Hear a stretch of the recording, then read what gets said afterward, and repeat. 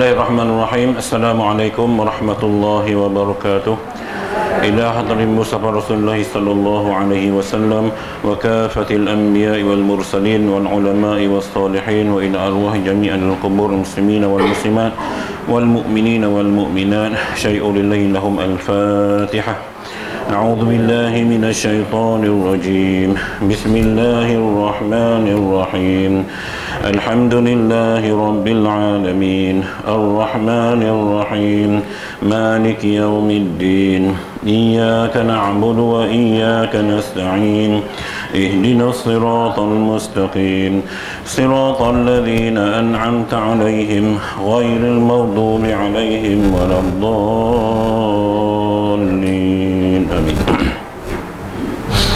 الحمد لله رب العالمين والصلاة والسلام على أشرف الأنبياء والمرسلين وعلى آله وصحبه أجمعين.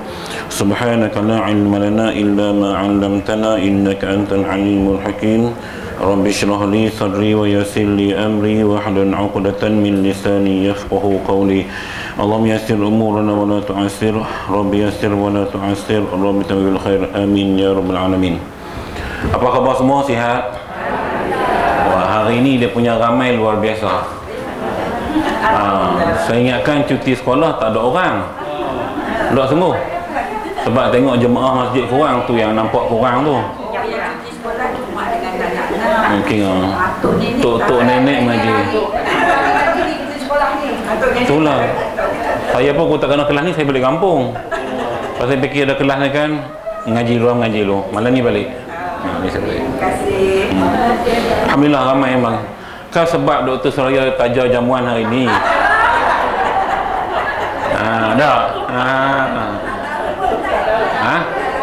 Pasal depa kena denda. Tak mai kelas lama kena tajar makanan.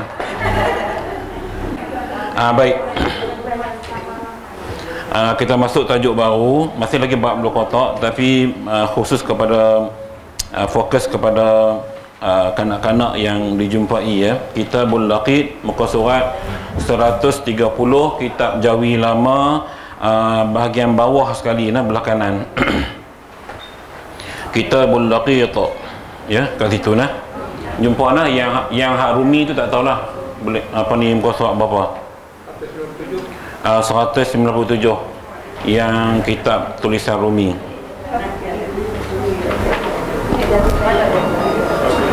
Baik. Qala al-musannifu rahimahullahu ta'ala wa nafa'ana bi'ulumi fi darain amin. Ini katanya pada menyatakan hukum memungut kanak-kanak yang tercampak. Tuan-tuan kalau baca tercampak jangan terkejut. Jawi lama tercampak itu terbiar, terbuang, ditinggalkan, tak kira tinggal kat mana nah. Tu kita nak bicara bab hukum dulu pagi ni sebelum kita belajar apa itu definisi al-laqit. Ya, pada menyatakan hukum memungut kanak-kanak yang tercampak, tertinggal, terbiar, ditinggalkan.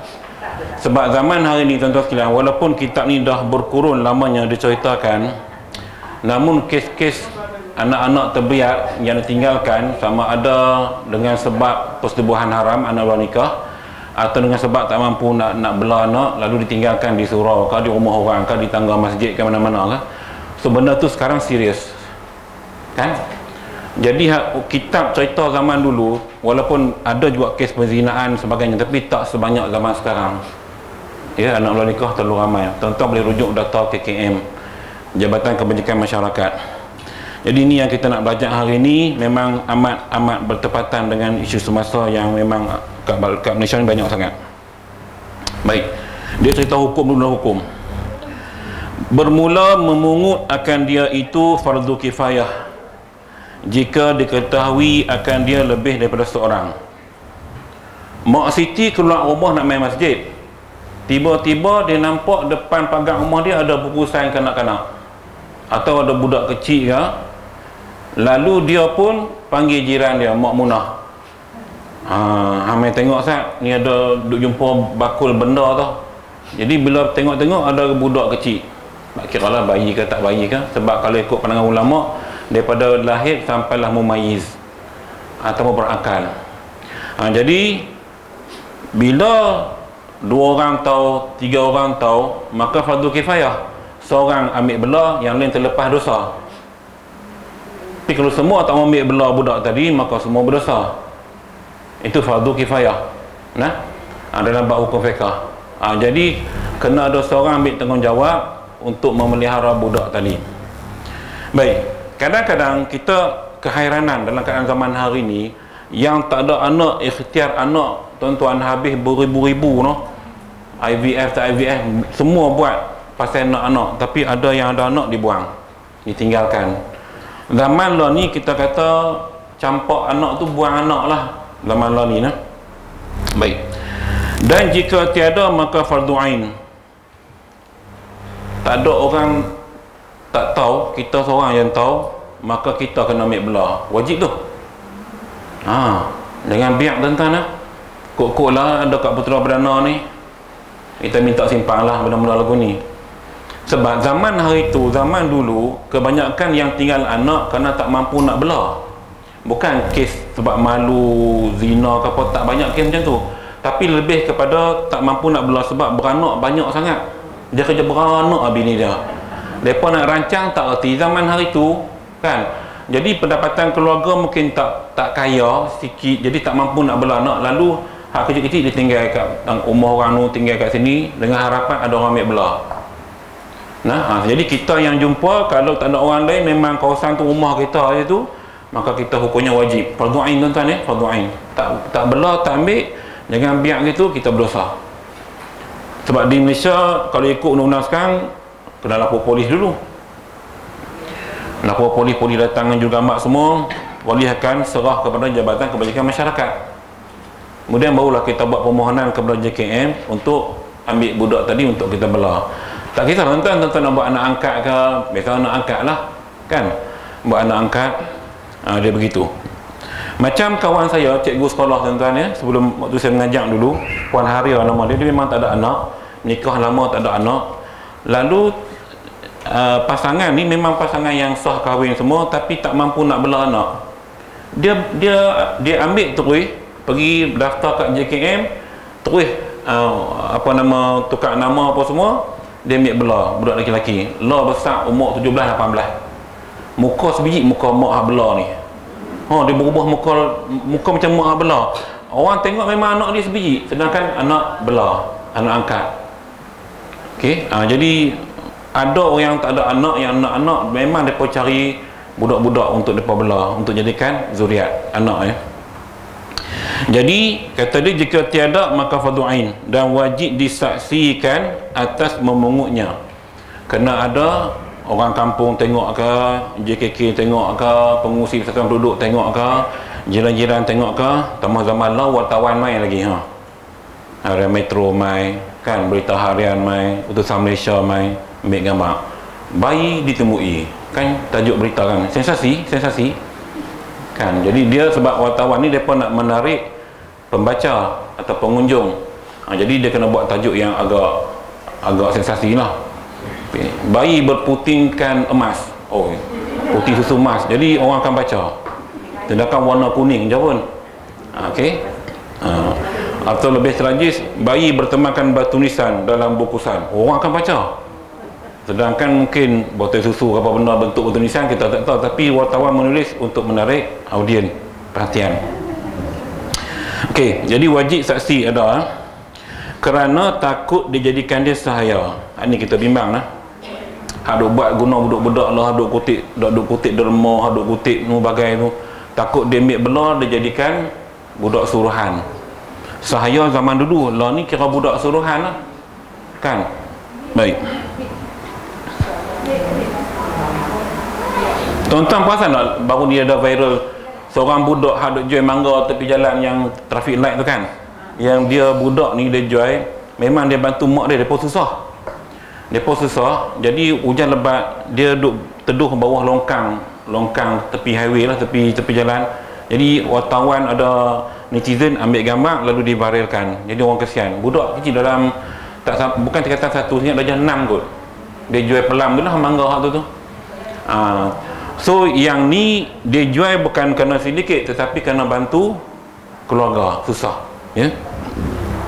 Saya pun baru pagi tadi ada apartmen Kiambang, WhatsApp jiran susah sangat, laki accident, bini kena sakit apa benda tu, ada anak 3 orang kena belah, anak hak besar dah, perempuan kahwin tapi tak boleh nak support sangat, anak lelaki kerja pun nak kumpul duit nak nikah, jadinya susah sangat. Dia orang telefon saya tadi, saya kata apa bagi nombor akaun, kita bank in lah, kita bantulah. So jadi macam-macam masyarakat hari ni lah susah. Jadi kesepitan tu kadang-kadang boleh menyebabkan benda lain, sama ada mungkin anak yang nak belah 3 orang tu, dia ada 3 orang anak kena belah, kecil lagi, takut tak mampu, mungkin dia serah pada orang lain, jadi anak pungut, anak belah dalam bab laqid ni. Dan disaksikan atas harta yang ada ia sertanya.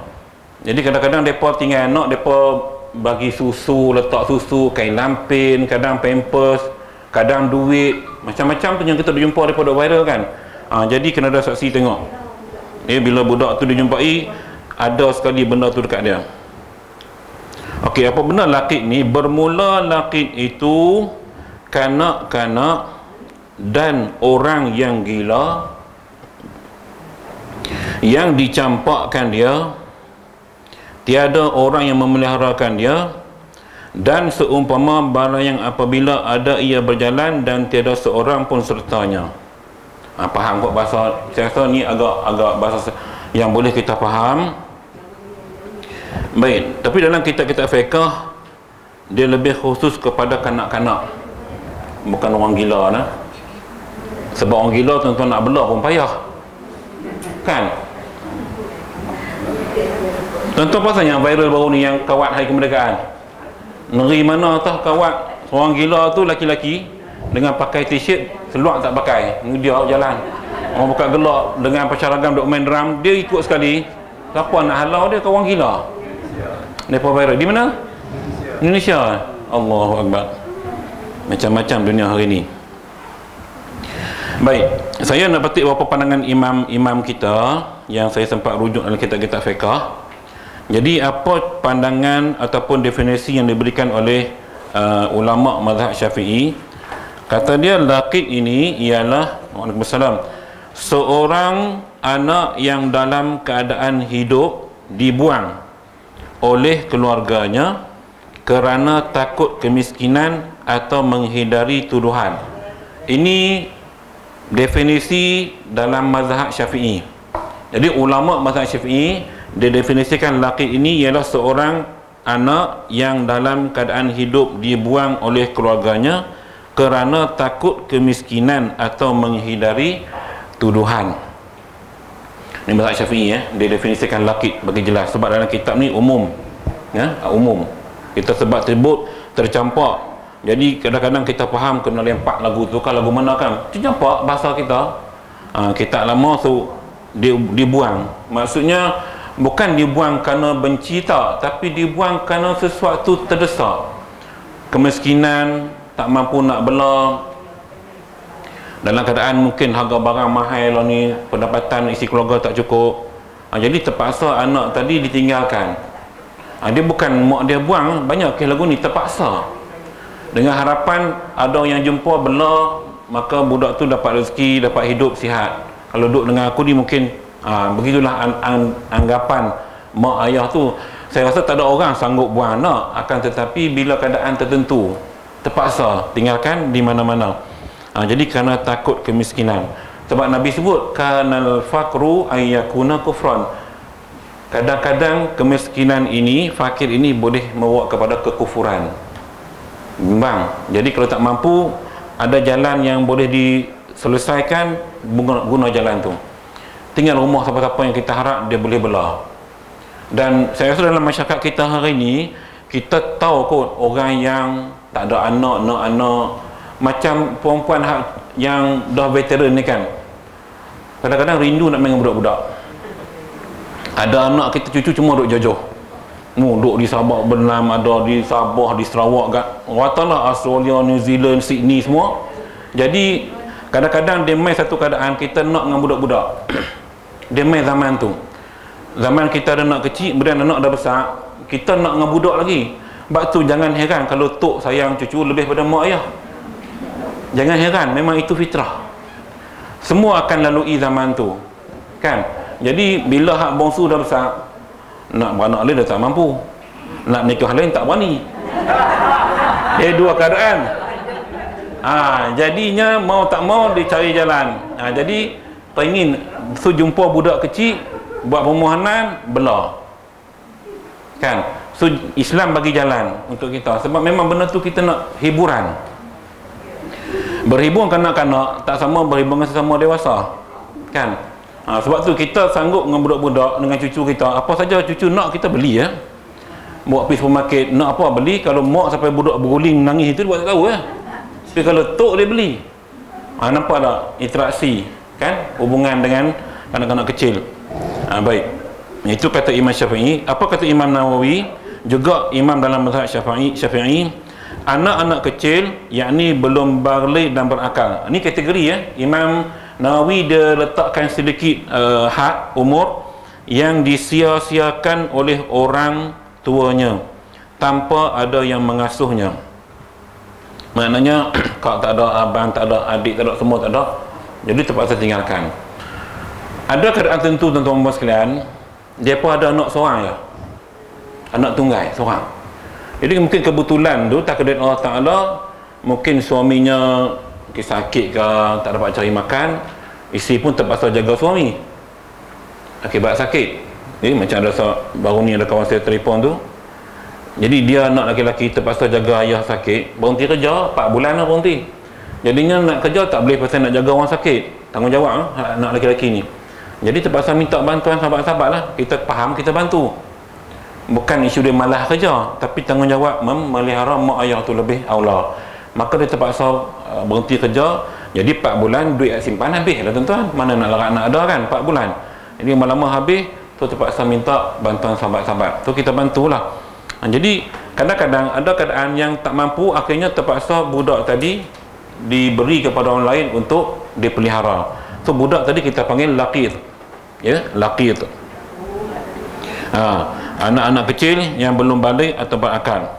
Imam Malik sebut seorang anak kecil yang tidak diketahui orang tuanya atau kaum kerabatnya. Ini agak umum, ya.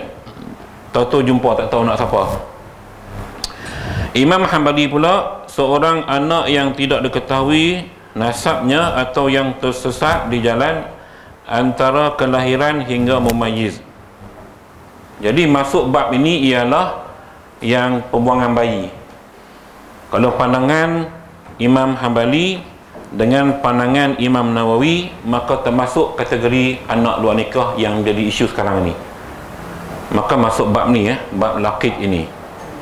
Yang ditinggalkan, maka daripada lahir sehingga dia mumayyiz dikira anak laqit. Maka hukumnya macam tadilah, ya, fardu kifayah dan fardu ain. Dalam ensiklopedia hukum Islam, ini lebih umum dalam konteks moden hari ini, ya. Anak kecil yang hilang atau yang dibuang orang tuanya untuk menghindari tanggungjawab atau untuk menutup sesuatu perbuatan zina sehingga tidak diketahui orang tuanya. Yang ni dalam ensiklopedia hukum Islam yang temporary ni, yang terkini, dia meletakkan anak kecil yang hilang atau dibuang orang tuanya untuk menghindari tanggungjawab atau untuk menutup sesuatu perbuatan zina. Okey, benar dikupas oleh Dr. Wahbah Zuhali dalam kitab Fiqhul Muyassarah, Fiqhul Syafi'iyah Muyassarah, dalam kitab dia ada. Jadi makna kesimpulan mudah tuan-tuan, laqit ni budak kecil hak kita jumpa, hak memang tak ada mak bapak di sampingnya itu dan masih lagi bayi sehingga berakal, yang disebut dalam kitab, dan kita berhak untuk memelihara budak ini. Hukum wajib kalau tak ada orang lain, fardu kifayah kalau ada ramai orang tahu. Dengan dalam konteks zaman hari ini, kita kena mohon kepada Jabatan Kebajikan Masyarakat. Tapi ada syaratnya lah, kita akan lihat kejap lagi lah. Bukan ambil lagu tu je, dia akan tengok kemampuan kita, pendapatan kita, kos kita nak bela dia mampu tak mampu. Sebab dia akan tengok, tak nak nanti kita bela, kita dah ada ramai anak, bela lagi takut kita tak mampu, kesian kat budak tadi. Dia begitu. Okay, balik pada kitab balik. Okey, jadi dia kata laqid itu kanak-kanak dan orang yang gila yang dicampakkan dia, tiada ada orang meliharakan dia, dan seumpama barang yang apabila ada ia berjalan dan tiada seorang sertanya. Tu yang duk hilang kat supermarket tu tuan-tuan. Kan mak bapak duk balik shopping, Merdeka sale. Ni hari Malaysia sale. Punya gila punya shopping, anak tak perasan hilang. So budak tu berjalan seorang diri. Oleh ikut kita ni berjalan tanpa kaum kerabat, dikira budak ni sesat, maka kira laqid. Jadi kebiasaan kita ni bawa ke balai polis lah, sebab kita ada sumber media sosial untuk dihebahkan. Tapi ceritanya itulah laqid. Sebab tu tanggungjawab jaga lah, jangan duk galik shopping tu, sebab kadang-kadang mak bapak kaki shopping dia ikat anak dengan tu tali yang boleh lentur tu kan, bukan rantai dah, rantai nampak melampau sangat. Jadi budak tu pun kalau lari pun dia mak dia perasan lah. Ya. Maklumlah kan, musim-musim kemerdekaan ni banyak sangat dia punya tawaran-tawaran tu. Tuan-tuan nak elok jangan duk pergi supermarket tu je pun, pergi kedai runcit sudahlah beli. Bila masuk tempat besar tu, tuan-tuan pasti akan tawaf. Tawaf. Niat sikit tapi akan beli banyak. Kadang tak perlu tapi beli sebab tengok murah. Oleh Umar tak abai gitulah. Jangan duk tawaf di Mekah sudah. Ni pusing. Alah mai kita jom kita pusing dia. Kan abang kat laki dia. Laki tolak troli ya dengan kulak kad. Dia dua tu ya. Pilih dia tak pilih. Dia tak rasa nak beli. Perempuan yang beli. Dia hulak kad je. Dan senya sabit perintahan memungut itu bagi orang yang mukallaf. Nampak dah? Orang yang nak ambil budak tadi tuan-tuan, dia kena mukallaf.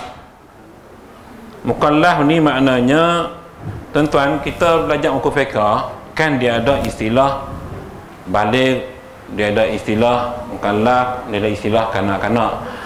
Mukallaf ni orang yang telah dihukumkan taklif padanya. Hukum taklif ialah hukum kefarduan solat, kefarduan puasa, kefarduan zakat, kefarduan haji pada dia. Itu mukallaf. Ada orang yang tak mampu lagi ataupun belum sampai syarat dia untuk mukallaf. Sebab kadang-kadang kita kata dalam bab umur ini, kebiasaan perempuan datang period 9 tahun atau 10 tahun. Kan? Kadang ada yang 11 tahun. Jadi bila dia dah sampai tahap balik, maka hukum taklif sudah kena pada dia, bukan lagi mak bapak tanggung. Kita cuma pantau nasihat saja. Bagi laki-laki dia tak tentu, ada yang mature tu awal, ada yang lewat, ada yang umur 18 duk bengong ni. Jadinya tak sama tahap. Sebab itu kalau kita tengok tahap kecerdikan ni, bagi yang melibatkan bidang pendidikan akademik, tahap kecerdikan tak sama bagi setiap orang. Kalau semua sama, semua 8A lah, 10A. Kan ada 5A, ada 2A, ada begitu. Memang tak sama. Ada dengan sebab genetik, ada dengan sebab pemakanan harian, macam-macam lah. Dia tak sama lah. Begitu juga dalam hal ini. Jadi syarat dia, kita nak pungut, kita kena mukallaf. Orang tua lah, cerita senang yang mukallaf, yang merdeka, bukan hamba lah, ni tak ada zaman ni, yang muslim, yang adil lagi rasyid. Muslim syarat dia, sebab anak tadi mesti Islam, agama kita. Kalau kita tak pasti jantina agamanya, melihat kepada rupa bentuk muka lah. Cuma kita hari ni confuse. Kalau anak bapak Bangla, kita confuse.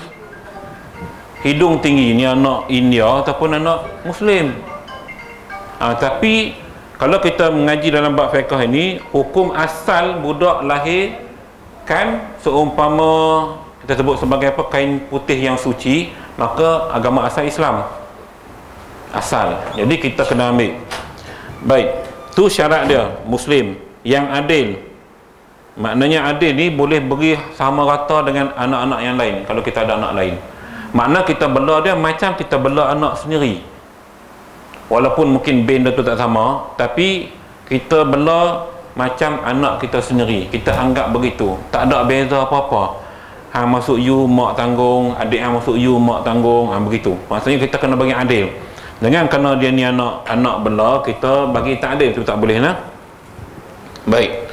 Yang adil lagi Rashid. Rashid ini ialah cerdik. Dia dalam istilah Arab Zakiyun, cerdik. Ni Pak Din nak belajar Arab nah. Zakiyun, cerdik. Fatonah, bijaksana. Rashid pun cerdik, pandai. Okey. Jadi Abdul Rashid itu hamba yang cerdik. Siapa nak buah anak nama Rashid lah nah. Cerdik, pandai. Dan jika memungut oleh sahaya, nombor 1 dalam kurungan tu adalah penjelasan kepada sebelah kiri kitab kita. Nombor 1, qauluhu, dan jika memungut ila akhiril kalam, yang aula maka jika memungut. Itu tak ada apa-apa, itu cuma istilah saja digunakan dalam kitab terjemahan. Dan jika memungut, memungut budak tadi oleh sahaya, makna kalau budak tu diambil oleh hamba, zaman kita tak ada lah. Dan dikalau makatib atau mab'ad, ataupun diambil oleh budak-budak lain yang bukan hamba tapi kategori macam budak suruhan juga, okey, dengan tiada izin penghulunya, okey, ditinggalkan laki itu daripada tangannya. Tangan siapa? Tangan penghulu. So kanak-kanak tak boleh. Katalah anak kita jumpa budak, nah, anak kita kolam menengah kolam menengah, dia kata 5 atau 4 jumpa budak, balik habaq kat kita. Ni cerita zaman hari ni lah, kita jangan tengok zaman dulu, zaman hari ni. Jadi kita jangan kata biar pilah ada orang ambil itu. Jangan tuan-tuan. Ini isu nyawa. Isu nyawa, isu akidah. Takut boleh ke orang yang bukan Islam, maka budak tadi hak Islam tu mungkin telah beralih agama. Dosa kita. Sebab tu kena ambil serius. Paling kurang kita pergi ke tempat itu atau report polis, biar polis selesaikan. Nah, jangan biar api lah. Jangan duk biar api. Sebab kita lah ni rajin jenis biar api ni. Biar api lah, ada orang lain. Lagu tu kita lah ni. Jadi kita kurang alert bab-bab macam tu. Tak elok ya. Tak elok. Jadi kalau penghulu tu ibarat kita lah. Kita kena pegang. Maka jika ia ketahui akan memungutnya dan ditetapkan dia padanya, atau memungut oleh yang lain daripada makatib dengan izin penghulunya, maka penghulunya yang memungutnya, okey, dan sahaya itu gantinya pada memungutnya dan memeliharanya. Nampak nah? Maknanya wakil, ibarat anak kita yang jumpa itu wakil kita. Jadi kita kena pungut, kena ambil lah. Bahasa pungut ni mungkin bahasa yang agak negatif. Pungut, kita ambil bela. Dengan undang-undang hari ni lah, kena lalui prosedur dia lah. Baik. Cuma kena balik pada syarat tadi nah. Kita mukallaf, merdeka, adil lagi Rashid. Sebab saya bimbang-bimbang kadang-kadang bila kita ambil ahli baru dalam keluarga kita, sayang kita lebih pada dia, menyebabkan anak-anak lain akan terasa. Buatnya jumpa hidung mancung, anak Hindustan mana lah kan. Jadi kita peminat filem Hindi pula, Allah. Jadi sayang habis kan peminat Dramindra zaman tuan-tuan alam puan. Saya boleh sebut nama pelakonnya, Shashi Kapoor kan.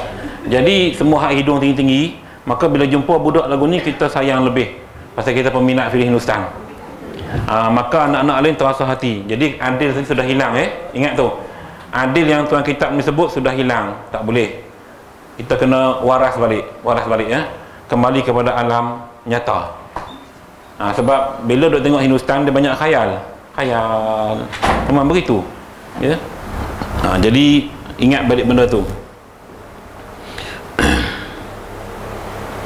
Bersalahan makatib tiada jadi ganti daripada penghulunya, tak kalau disuruhkan dia dengan semata-mata memungut, dan tiada jadi penghulunya memungut, melainkan ia berkata baginya, engkau pungut bagiku. Okey, jadi maknanya kalaulah dapat arahan jelas daripada kita, bila anak kita beritahu, tak apa, cik pergi ambil, boleh mak nak tengok, ataupun jom kita pergi tengok kan. Itu arahan daripada kita. Cerita mudahnya tuan-tuan sekalian, kalau anak kita jumpa, selagi mana anak tu memang bawah tanggungjawab kita, So kita ibarat penghulu, kita ibarat owner lah. Jadi kita yang kena ambil tanggungjawab benda tu untuk uruskan, sama ada kita buat laporan polis ataupun ke JKM. Tapi prosedur sekarang kena polis dulu, baru polis akan channel ke JKM, baru kita boleh masuk ke JKM buat permohonan untuk mengambil anak angkat. Itu cara dia nak buat gitu. Boleh ke tuan-tuan nak buat pahala? Siapa nak buat pahala sini? Zaman tuan-tuan dah tak ada kerja, kan? Tak ada kerja. Kerja tuan-tuan perempuan siram pokok bunga, buah baja, pi market kadang-kadang husband pi. Jadi kau nak buat pahala, pi cari anak, pi JKM, ada tak budak anak-anak kecil yang terbiak nak bela? Kok lah nak bela cucu baru. Kalau mampulah, kan? Ada juga saya jumpa yang macam ni, memang dia akan bela. Tuan-tuan tahu pelakon Maknab tahu kan pelakon nama Maknab tu? Dia punya bela anak yatim, anak bela hak dia jumpa dia campur terbiak ni, dia bela dekat 2-3 orang. Ramai. Saya duduk jumpa dia tu. Maknab pelakon tu duduk di Bangi. Alah pelakon Maknab, handphone saya tak buat, tak boleh tunjuk gambar. Dia tim kami, selalu kat Sembang. Jadi dia ni tuan-tuan, dia berlakon lah berubah lah, berlakon drama ni kan. Tapi kehidupan dia lah ni, dia banyak habiskan dengan membela anak-anak yatim hak dia jumpa. Yang terbiak duk kutip sedekah kat KL, semua dia ambil belah. Kat rumah dia tu memang tepi dia lah. Daripada hak kecil, hak kita kata umur 2-3 tahun sampai hak besar dia belah. Sampai dia putus kerja, dia belah sendiri. Dia ambil JKM, dia daftar macam biasa.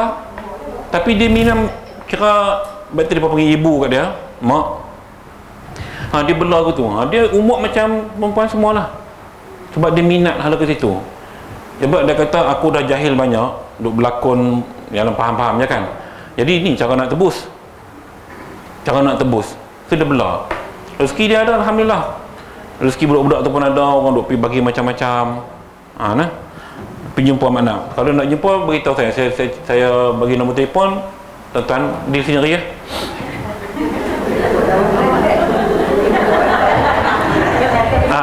Pergi jumpa ambil tip macam mana makna ambil anak angkat, bela, apa makna rasa. Dan kalau tengok tuan-tuan, saya duk tengok lah depan mata kan, yang seronok budak-budak yang dia bela ni, daripada hak seliar liar ni, kira hak jahat kan, kira hak kita kata degil sangat, dia boleh bela sampai jadi baik. Budak-budak yang biasalah budak tepian ni kadang-kadang emosi terganggu, dia macam-macam tau. So dia boleh fin budak-budak ni jadi elok balik. Jumpa dah, pakat jumpa dah tu. Type aja dalam Google kan banyak. Maknab forward kat KWE.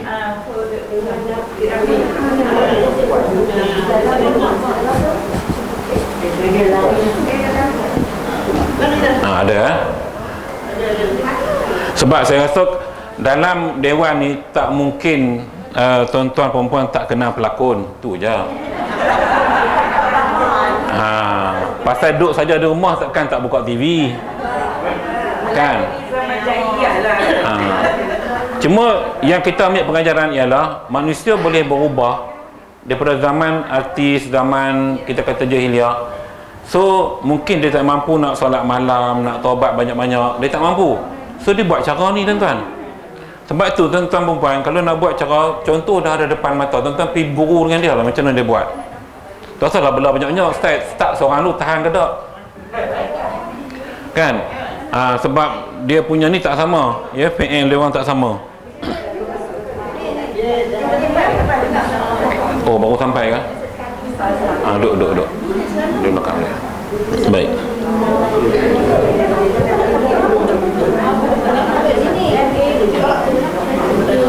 Okey. So boleh nak? Siapa nak kok-kok lah teringin. Bagi yang dah ada anak, mungkin tak ada cucu lagi, nak isikan keboringan, takkan nak marah pokok bunga hari-hari kan. Jadi nak isikan keboringan, ada orang yang kita boleh bercakap. Saya Sebab zaman tuan-tuan, zaman mungkin saya pun akan lalui satu tahap, kita akan rasa kebosanan kalau tak ada orang bercakap. Kan? Jarang berlaku, kita dah hidup lama tuan-tuan, laki bini lah, tak pernah saya jumpa laki bisu, bini bisu. Hidup lama. Dah Eli bercakap juga. Tapi kalau tidak ada orang yang kita boleh sembang, kita akan boring, risau. Bila boring ni macam-macam jadi. Okey, seterusnya dan sebagainya. Begitu. Baik. Dan jika dipungut, sambung kita ya, jika dipungut oleh kanak-kanak dan orang yang gila atau yang fasik atau yang dihajarkan atasnya, yang dilarang hajrun, larang, atau kafir akan yang muslim, wajib ditinggalkan dia oleh hakim, ya, kerana tiada mereka itu ahli bagi memungut. Jadi Jabatan Kebajikan Masyarakat kena ambil tanggungjawab. Sebab tu sekarang ni mudah kita dalam konteks Malaysia, kita dah ada Kementerian Perpaduan Negara dan Pembangunan Masyarakat, yang mana di bawah dia adalah Jabatan Kebajikan Masyarakat. Dah ada dah tempat yang kita boleh channel kalau berlaku sesuatu kes yang melibatkan lelaki ini. Okey, mudah. Malaysia dah mudah. Mungkin negara lain kita tak tahu ada ke tak ada jabatan macam ni, tapi di Malaysia saya rasa zaman Tengku Rahman kot dah buat benda macam ni. Maksudnya mudah untuk kita berurusan. Channel kat dia orang je, dia orang dah ada. Dia orang ada bajet semua. Sebab nak selamatkan sebab dia kata sini dilarang kalau daripada budak tadi jatuh ke tangan orang kafir. Dia bimbang takut akidah, takut itu je. Ataupun takut jatuh ke orang gila. Orang gila bela jadi gila juga anak tu. Itulah pening jadi jaga benda tu. Maka kita channel kepada tempat yang sesuai. Baik. Dan jika berebut-rebut dua orang, Allah, ni kes jumpa budak tu comel sangat mengkali. Kemudian mungkin dia ni tak pernah ada anak lelaki, tiba-tiba ada jumpa budak lelaki. Jika berebut-rebut dua orang atas memungutnya, jumpa dua orang pakat berkenan dua-dua. Mak Siti dengan Mak Minah ni memang gila betul. Lawa, comel budak ni. Budak kecil yang comel. Dijadikan dia oleh hakim pada orang yang ia tilik akan dia daripada keduanya. Jadi hakim kena rujuk ke hakim. Hakim akan tengok dua orang ni siapa yang berautoriti, berkelayakan untuk bela budak tadi. Ni hakim punya kuasa kena buat ke mahkamah lah, ataupun qadi ke atau lain daripada keduanya. Dan jikalau terdahulu oleh seseorang, maka dipungutkan dia, ditegahkan yang satunya daripada berebut-rebut akan dia. Jumpa dua orang, tapi seorang ni jumpa dulu. Berebut. Hakim tanya siapa jumpa dulu? Saya. Dia punya. Senang cerita. Tak mungkin jumpa serentak kan? Jarang. Kecuali kalau keluar timing yang sama. Tapi jarang berlaku. Mesti jumpa berasingan. Ada orang akan jumpa dulu, ada orang jumpa kemudian. Mana-mana pun. Tuan-tuan buat belara apa kenuri kan, mesti kereta susun yang pergi dulu, dia jumpa dulu jalan. Dia sesat, kita sesat. Tu kan. Tengok wave pun bukan boleh percaya sangat tu. Kawan saya Johor tuan-tuan, dia Google pita mana tu, lepas ke Kubok, lah jalan mati Batu Nisan, patah balik malam pula tu. Jangan main-main.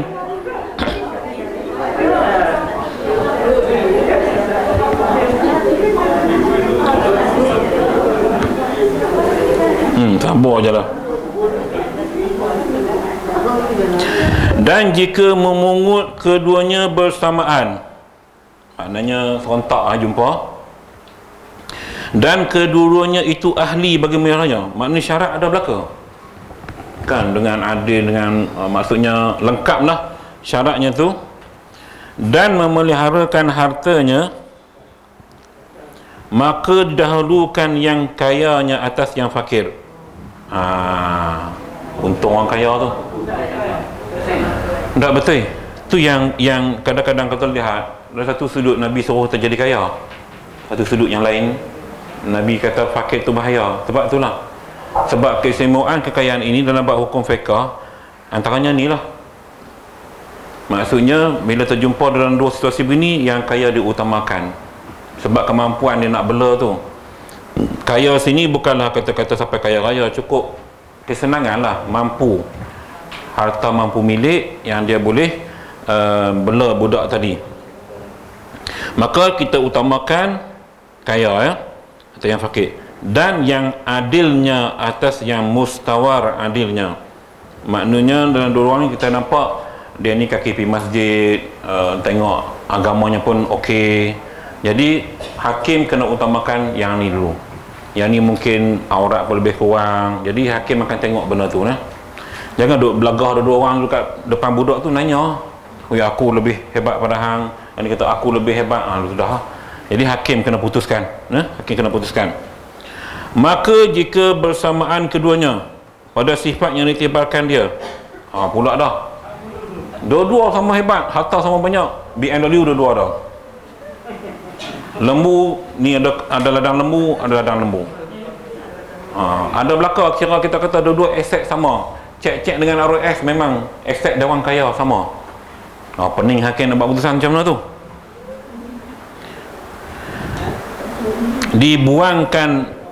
Dibuangkan dia antara keduanya. Jadi bila tengok aset sama, jadi soal aset kena maksudnya tak dikira lah, buang dua benda tu, ambil yang asas tadi, yang adil, yang rasyid. Kena tengok lah. Maknanya lagu ni kalau sampai sifat yang terakhir yang rasyid tadi, zaman hari ni dia akan tengok awak sekolah menengah ini universiti, dia dapat. Dia kira lagu tu lah, dia kira di sudut akademik. Sebab nak bertanding kot lain semua sama. Dia ni tak mengaji tak pandai tapi usahawan berjaya, harta benda juga kan. Macam kita duk tengok, bukan mengaji pandai-pandai mana pun, macam Dr. Izzah Arif SPM, berapa pangkat dia tuan-tuan? BM 7, tapi doktor. Nasib kita tak tahu nasib orang. Jadi maknanya ada orang ngaji tak pandai tapi dia berusaha, dia kaya, harta ada, ngaji tak pandai. Dia beza begini tuan-tuan, mentaliti kepandaian itu dia bukan dalam konteks hari ni, dia bukan terletak kepada ada doktor di depan kalau bidang falsafah lah, tetapi diikat kepada kemenjadian dia itu. Maksudnya orang ni menjadi bukan jadi jahat, menjadi sebagai seorang insan. Sebab tu dalam kalau kita mengaji apa maksud manusia, al-insanu hayawanun natikun, haiwan, binatang yang bercakap, tapi bukanlah binatang lah, tapi bahasa Arabnya sebut begitu. Maknanya kita menjadi insan, bukan kita menjadi manusia biasa. Insan ni sifatnya lain.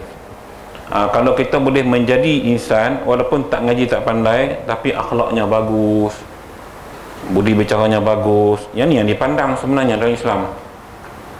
Dia bukan lihat kepada pangkat dan darjat, dilihat kepada akhlak. Sebab tu sebab baik kamu Nabi kata yang terbaik akhlaknya, akhlak adab.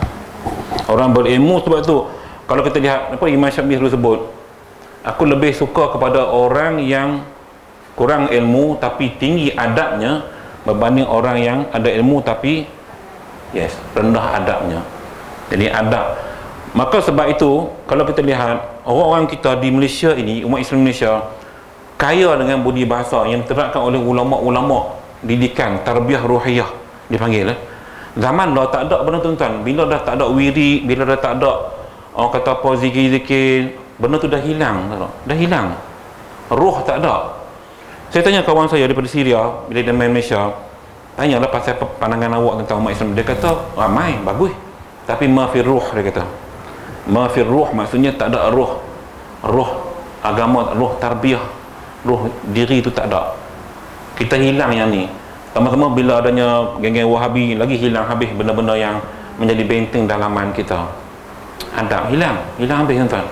Sebab tu kena jaga benda macam ni. Kita kena pelihara betul-betul. Wirid lepas solat kena buat selalu. Sebab itu kekuatan roh kita, roh tarbiyah. Kalau tak ada benda ni, tak ada usrah, tak ada apa, habis. Tak ada kelas macam ni, habis ni. Antaranya lah, mujang kita buat kelas. Boleh juga kita imbau kembali benda-benda yang kita duk mengaji. Sebab zaman sekarang macam kita yang mengaji hari ni kan, saya duk cerita ni, mungkin di masjid kuliah maghrib tak ada, dia tak sentuh kan. Jadi kita terpaksa ambil slot lain untuk kita bincangkan benda ni, kuatkan balik. Dia panggil ruh tarbiyah, tarbiyah ruhiyah dalam term ilmu fiqh. Baik. Dan jika dapat orang negeri akan lakit pada negeri atau pada dusun, maka tiada harus baginya memindahkan dia kepada badih. Okay. Dia lagu ni, dia jumpa budak satu negeri, satu kawasan lah, dan kawasan tu pula ialah kawasan, kita kata kawasan gurun ataupun kawasan dusun, di mana orang dusun ni, orang kebun ni, mereka punya karakter kasar. Cerita mudahnya, orang yang jenis kehidupan yang agak kasar, macam orang Badawi, orang yang belah pergunungan, maka tiada harus kita bagi budak tadi untuk dibelah oleh orang yang macam ni. Tu maksudnya badih tadi ni, Badawi tu. Bukan tentang ingat badi mayat ke apa, tak, takut salah baca tu. Badi kan, hi tu kembali kepada ni, tak. Dia sikap bukan jahat tau, tapi sikap kita katakan kasar.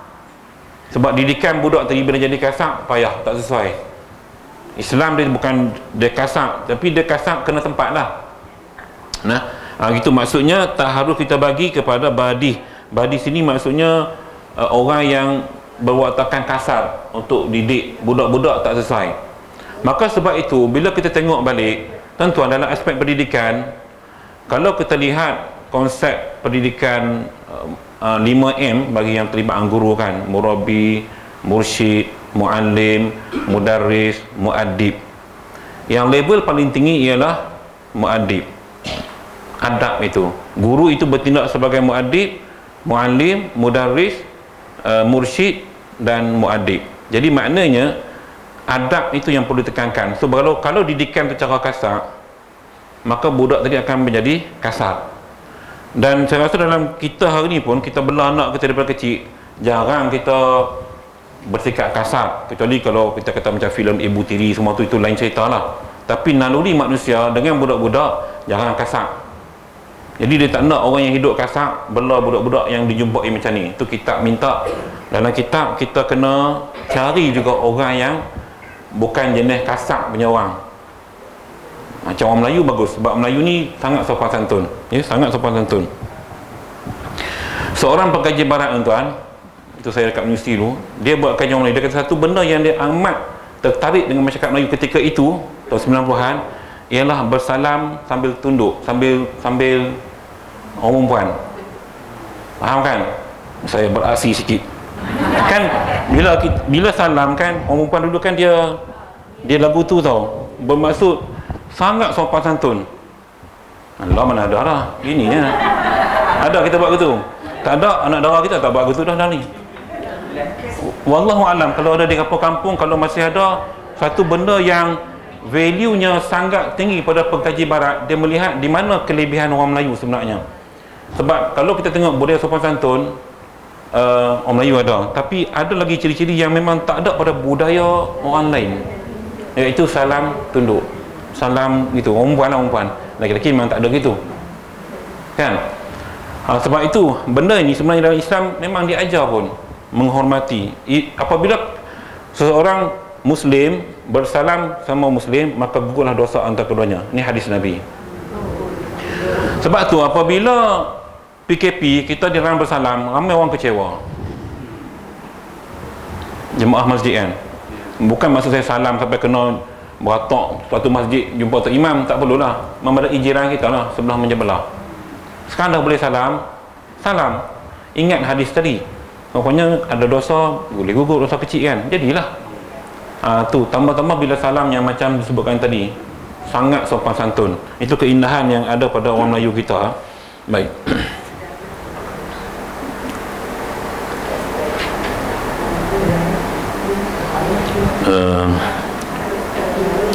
Dan harus baginya memindahkan dia daripada negeri yang didapatkan dia padanya kepada negeri lain, dengan syarat hendak ada berhubung perkhabaran dan aman jalan, dan jika tiada nescaya tertegah ia, dan jikalau kurang daripada masafah al-qasd sekalipun, Jadi maknanya kalau dia ada kawasan lain yang boleh dia pergi hantar budak tadi untuk bela selain pada orang dusun tadi ataupun orang guru yang kasar, maka dia kena pergi walaupun jarak tu tak sampai jarak qasar solat, tapi dia boleh pergi cari. Untuk yang penting tuan-tuan, laqit tadi, kanak-kanak tadi terlepas daripada ataupun terhindar daripada dididik oleh kaum atau mungkin orang Islam tapi bersifat kasar, tak sesuai untuk budak-budak.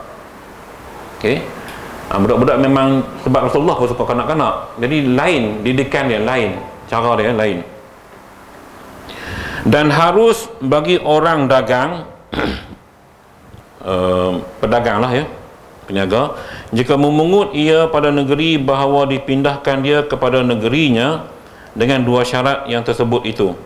Jadi orang yang berdagang ni, yang mengembara, dia jumpa dan harus diambil untuk masuk ke negeri dia, dia bela dengan syarat dia penuhi syarat yang tadi lah, adil yang kita bicarakan tadi tu. Yang tu mana nak beritahu kan, dia jumpa naik kapal dia balik, dia bela kat sana. Mungkin sebab itu tuan-tuan, kalau kita lihat dalam sejarah, kenapa wujudnya kaum Melayu Afrika kan, kawasan Maldives, kawasan-kawasan yang muka Melayu masih ada. Apakah kerana pedagang dahulu mai ikut Melaka berdagang, mereka ambil budak-budak ni balik, mereka bela, duk kerja dengan mereka, balik pergi bela sana, akhirnya wajah tu tetap ada. Sebab kalau yang generasi tua masih boleh bercakap bahasa Melayu. Serupa kalau tuan-tuan pergi ke pulau milik Indonesia, sebuah pulau, tapi rakyat semua cakap Terengganu. Ya, pulau apa ya, saya lupa. Kan ada pulau, saya lupa nama dia. Dan rakyat situ, warga negara semua Indonesia, tetapi bercakap bahasa Terengganu. Sejarah. Sebab ikut kepulauan Laut Cina Selatan itu dulu itu milik Terengganu dululah. Tapi sebab sejarah penjajahan, maka jadi macam tu. Baik.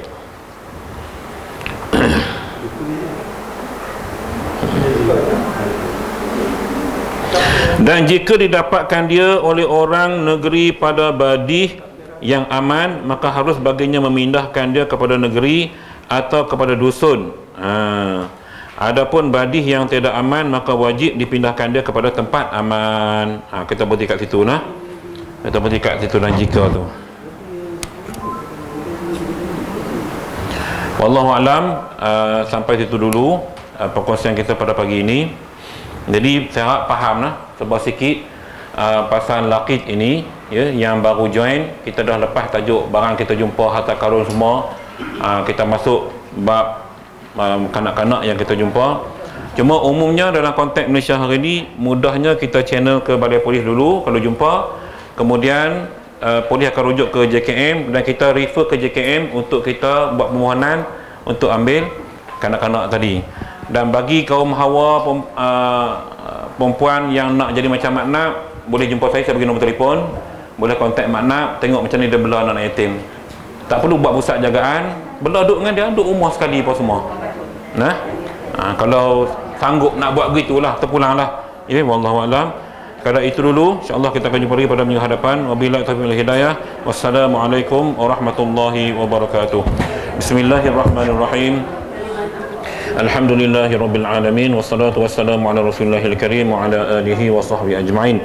Allahumma rahamna bil Qur'anil azim waj'alhu lana imaman wa nuran wa hudan wa rahmah. Allahumma dzakirna minhu ma nasina wa 'allimna minhu ma jahilna warzuqna tilawatahu ana al-laili wa atrafan nahar waj'alhu lana hujjatan ya Rabbal Alamin. Wa sallallahu ala sayyidina Muhammad wa ala alihi wa sallam. Walhamdulillahi Rabbil Alamin. Taqabbalallahu minkum.